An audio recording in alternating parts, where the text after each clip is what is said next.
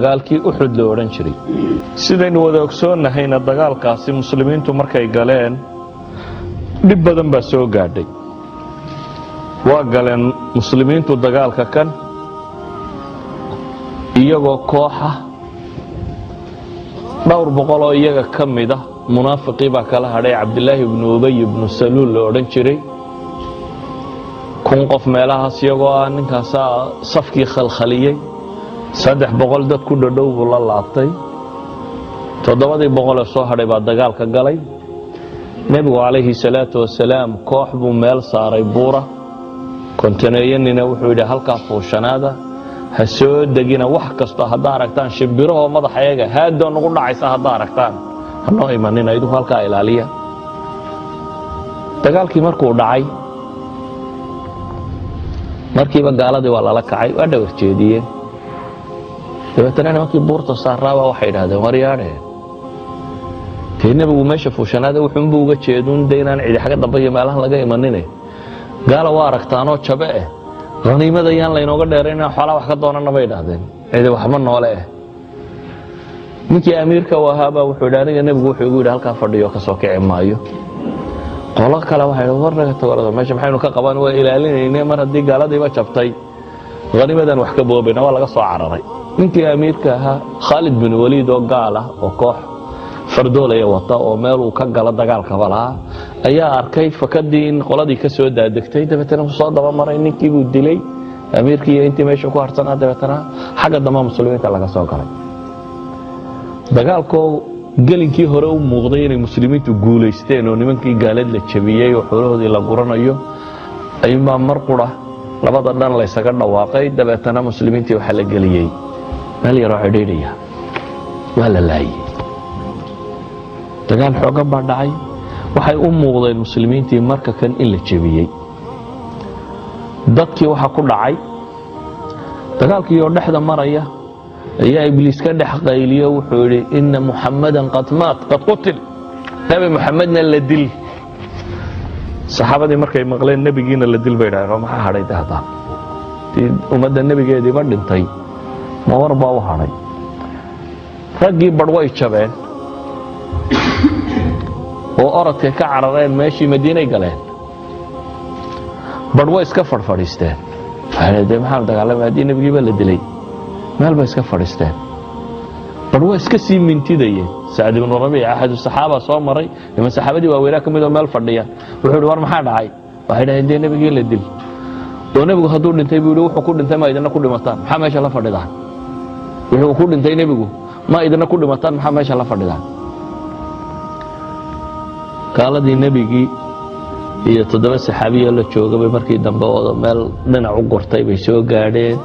wariyaa inaga dhicinaya saxaabadii baa kolba mid u baxaan nimankii baa la laayay ala kulli xajab weyn baa muslimiinta soo gaadhay marka sidaa loo eego laakiin jabka kale wuxuu ahaa daris ilaahay uu barayay subxaanahu wa ta'ala daris nolosha kamida nolosha guul qura maaha ilaahay wuxuu leeyahay quraanka wa tilka al-ayaamu nudaawiluha bayna an-naas waa maalmo dunidu waana isugu warwareejinaya guusha waxba laga bartaa oo jabka waxba laga bartaa waa daris nolosha kamida muslimiintii dibtu waxay gaadhay xad uu tilmaamo ama xad aynu oran karno nabi maxamed calayhi salaatu wasalaam koofiyadii madaxa kaga jirtay madaxay ka gashay meelaha kan waa ka muday ilkahan badh baa laga riday ilk baa laga jabiyay salaadii duhur maantii dambe maalintaasi sare jooga uu ku tukan kari waayay fadhiguna uu ku tukaday bal buurta Uxud markii loo sii baxayay meeshii buu fuuli kari waayay ilaa ay noqoto in loo gargaaro si uu fuuli karo adeerkii Xamza waa la dilay rag waaweyn oo 70 saxaabadii waaweyn kamid ah ayaa dhintay jab weyn baa muslimiinta soo gaadhay jabka dabadeed baa Ilaahay quraan badan soo dejiyay quraanka ka soo degay suuratu Uxud jawaanib badan oo nolosha kamid ka waramaya oo si fiican wax leeynoo tusinayo casrigan aynu joognana runtii u baahan si wanaagsan loo akhriyo dadku si fiican u fahmaan haddaba qayb kamid ah oo aayadani kamid tahay hadaynu tilmaamno awalan Ilaahay wuxuu ina leeyahay subhanahu wa ta'ala qad khalat min qablikum sunan fasiru fil ardi fanduru kayfa kana aqibatu al-mukaththimin wardunidu hadda ma bilaabin baa Ilaahay leeyahay idinka hortiin taariikh baa jirta dunida soo jireena ee bal dadkii hore kibrey ama alla beeniye ama bal meesha ku dambeeyeen eega dunidu maaha wax hadda bilaabmay baa ilaahay leeyahay subxaanahu wa tacaala idan taariikhdu waa tajaaribtii ama waa waayaragnimadii bini aadamka ee dhabta ahayd oo u baahan qofku inuu si fiican intuu u daraaseeyo wax badan lagala soo baxo oo wax badan laga faa'iidaysto kadib baa ilaahay wuxuu tilmaamayaa bacda aaya walaa tahinuu walaa taxzanuu waantum laclawna in kuntum muuminiin muslimiintii jabtay ee caynkaas ku dhacday ayaa ilaahay wuxuu yidhi walaa tahinuu ha daciifina ha liidanina liidnimaya idinku dhici walaa taxzanuu ha murugoonnina oo murugaya idinku dhicin waantum laclawna in kuntum muuminiin idinka koreeya baa ilaahay leeyahay subxaana wa tacaala haddaad tihiin mu'miniin baa la yidhi aayaadkani waxay soo degeen iyagoo muslimiintu jabeen oo waxaasoo dhibi soo gaadhay adugu waxaad qiyaastaa iminka haddii dawlad inta dagaal lagu qaado ilaa la yidhaahdo madaxweynihii wuu dhintay maxaad u malaynaysaa dagaalkii laysla galay askar laga warramayo janano iyo meelaha ma joogte madaxweynihii baa la dilay haddii la yidhaahdo waddanka sidii dagaalka loogu waday yani waxaa la dareemaya inaan waxba ka soo hadhin xad bay muslimiintu joogeen lagu dhawaaqo la yidhaho xataa nabi maxamed baa la dilay warka ay uu soo baxo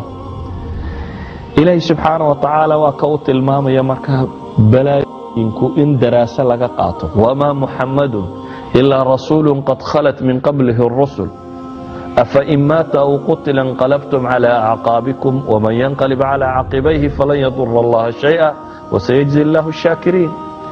ilahay wuxuu leeyahy wamaa muxamed war nebi moxamed ma aha rasuul rasuulladii ka horreey hortii ay rasuulla tageen mooyaane ee haddii la dilo ama uu dhinto miday doontaba ha u dhacdee madiintaa ka noqonaysaan baa ilahay leeyahy subxaana wa tacaala yani waxaa ilaahay tilmaamaya xataa nebiga ugu weynay hadduu dhinto islaamku inuu jirayo qofka muslimkii markaa maaha qof ashkhaas ku xidhan